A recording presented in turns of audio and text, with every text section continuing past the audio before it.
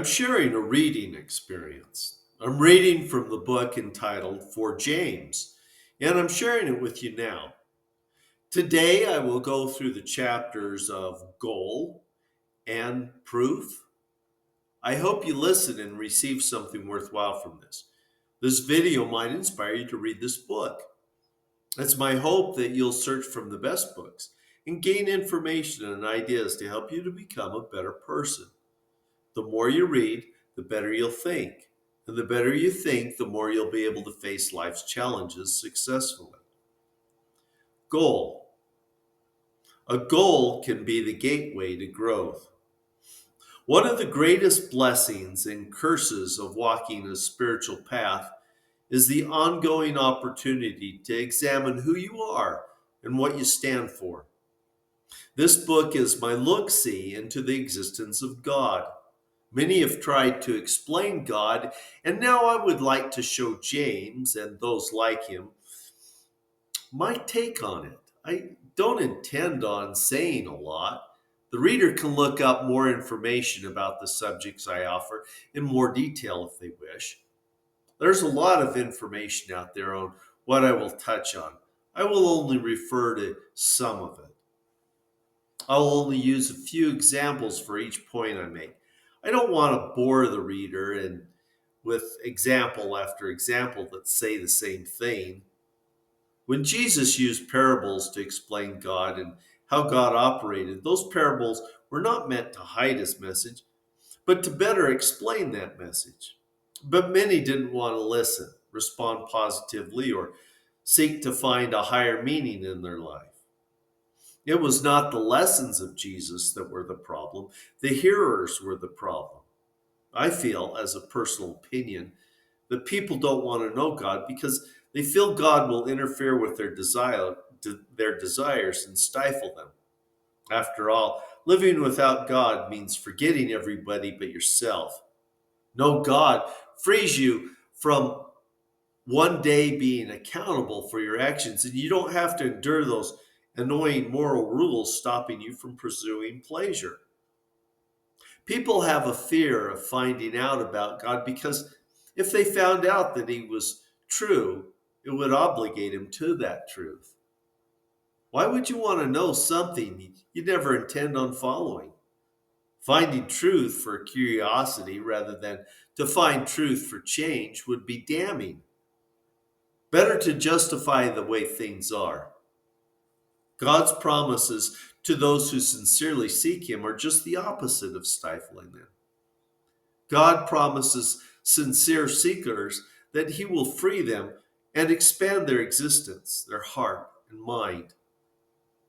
This being said, he does not make believers better than everyone else or cause them to have fewer troubles than other people. You may, in fact, find more trouble when you try to follow God's way. But what this seeking does do is give one a perspective which can lighten life's difficult path. God does not force himself on anyone, but he welcomes anyone who sincerely comes to him. When I read Psalms 46:10, inviting me to be still and know that I'm God, the psalmist is saying to me that instead of pushing out with endless questions designed to bring about doubt, I should be still and let the answers come into the heart. Helen Keller put it this way: the best and most beautiful things in the world cannot be seen or even touched. They must be felt with the heart. What sources do we seek to know? Asking authority, an internet search, tradition of past practices, trial and error. How we seek to know is at least as important as what we seek to know. Atheists will often claim that if they were shown sufficient evidence to warrant belief, then they would believe. But that's like saying, after the stocks you want me to buy perform well, I will believe your claim that I should have bought them. Guess what? It's too late. You've already passed up the opportunity.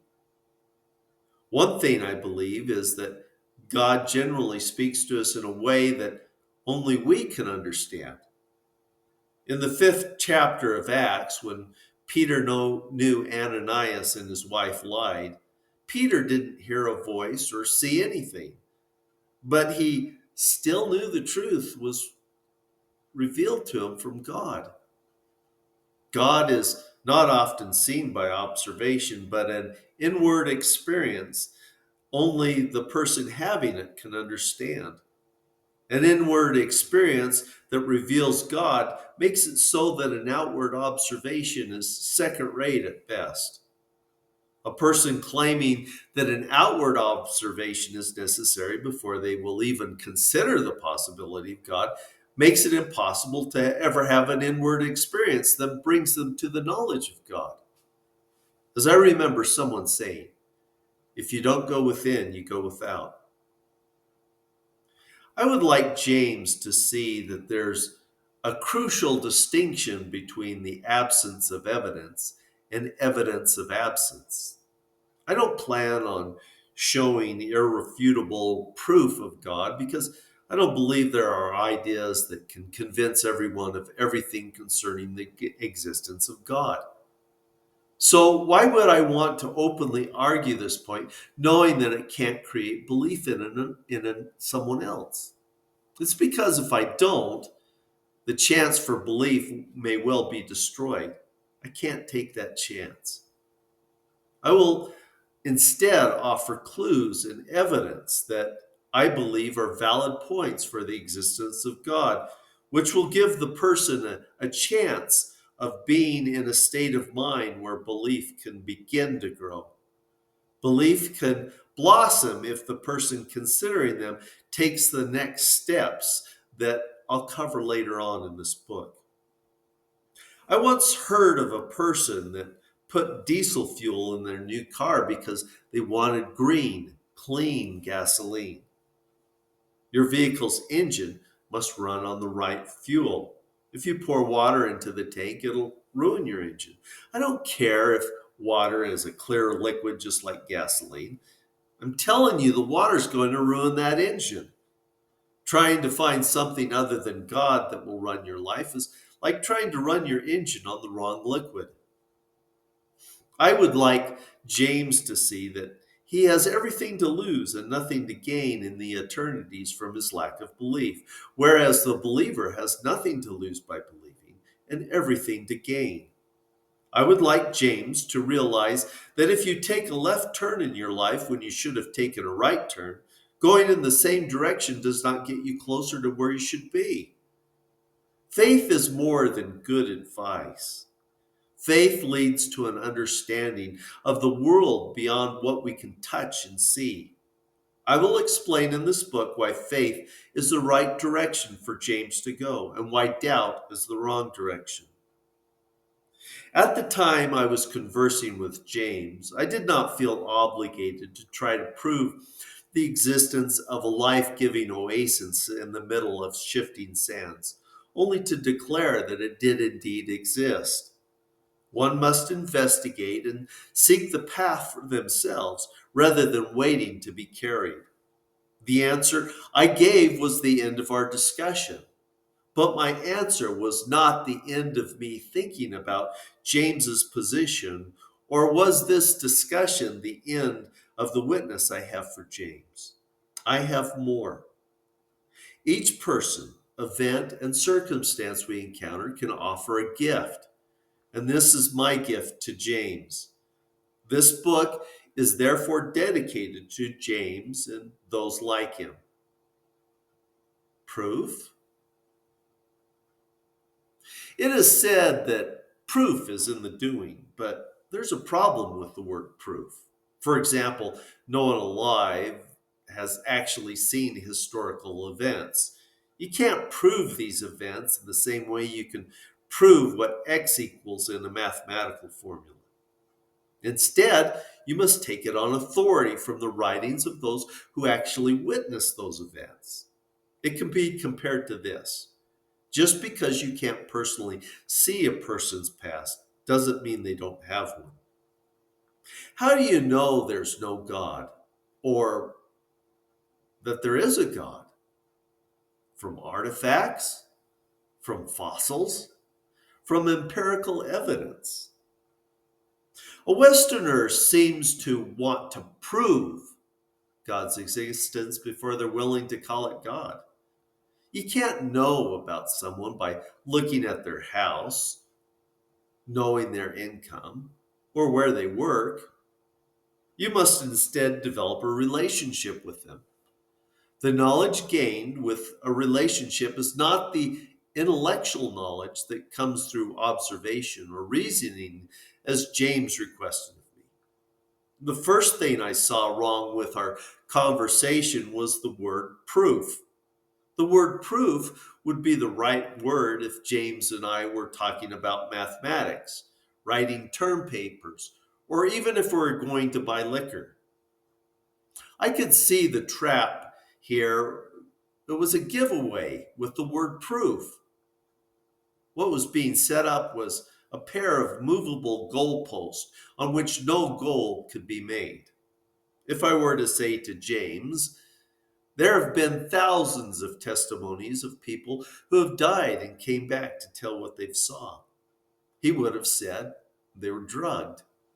If I would have explained that a drug-induced state is foggy, fractured, and nonsensical, while a near-death experience is clear, detailed, and sequential, he would have said they're lying. This inability to meet a moving target would go on until I was satisfied that he would never be satisfied. If you were to look at dictionaries and encyclopedias, you might discover the word proof is a derivative of the Latin word probare, which means to examine. Proof first arose in connection with geometry associated with land measurements, which falls into the category of mathematics. If the reasoning is based on incomplete evidence, it would more accurately be known as a conjecture, which a person should consider using instead of the word proof. Even compelling scientific evidence is not proof, but a belief based on observation. For example, the evidence that smoking cigarettes can cause lung cancer may be compelling, but it cannot be considered proof since not everyone who smokes cigarettes gets lung cancer. I heard of a lady who was over 100 and smoked every day since her youth. The evidence associated with lung cancer is instead a basis for belief. Data or evidence showing the connection between smoking and lung cancer is only a basis for your belief that cigarettes cause lung cancer, but it's not proof that cigarettes cause lung cancer. You don't get much lasting satisfaction by observing something. Some people say things like, show me God. They don't want you to show them something he left behind, like some creation, miracle, or idea. They mean they want to actually see him. What many seem to be saying is, I don't see that God is there, so God must be false.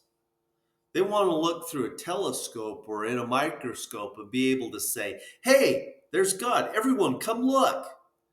One problem with this train of thought is when the author of creation finally walks into the world stage, life's play will be over forever. God withholds his presence, so we have a chance to choose without coercion. If we are free to choose to be good, we're also free to choose to be bad. Free will makes evil people possible. However, free will makes it possible for people to manage their destiny and to find love and joy. Just imagine your life if you had to do everything and there was nothing you could do about it. It's better to decide on your own how you wish to proceed. And if there's meaning in life, then seeking out that meaning might actually be worth it. There's only so many words to describe what we're thinking about. Additionally, we all seem unaware that every word and phrase we use is because of someone else. Sometimes the source is remembered, but most of the time it isn't. I likewise am influenced by what I hear, see, and read. I take it in, I mix it around a bit, and spew some of it back out. Sometimes I add chocolate sauce with a cherry on top. This book is the same. I read, but I might come up with more of a conclusion than you might. It's my suggestion that if you find this material interesting, you'll read it for yourself to see if you focus in on the same things. I bet that you'll see something slightly, if not altogether, different. I wish you the best in your happy readings. Now, thank you for joining me. Until next time, look after yourself.